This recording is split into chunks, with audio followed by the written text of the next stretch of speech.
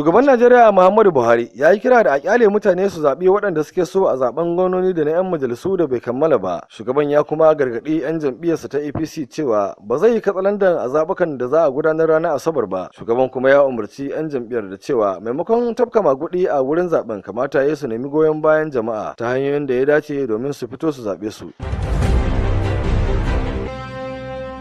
Rundunar sojan Najeriya ta ce ta samu nasarar dakile harin 'yan Boko Haram da suka yi yunkurin kaiwa a garin Micika da ke jihar Adamawa. Mai magana da yawun sojojin Kanar Sagir Musa ya ce tun da wuri sojojin suka samu labarin mamayar Micika. Cikin gaggawa suka shirya rundunar da ta yi wa 'yan Boko Haram din ƙawanya, inda sojoji suka halaka da dama daga cikin 'yan Boko Haram din da ke ƙoƙarin arcewa. Ya ƙara da cewa a yanzu sojoji ne ke sintiri a garin Micika domin tabbatar da tsaro.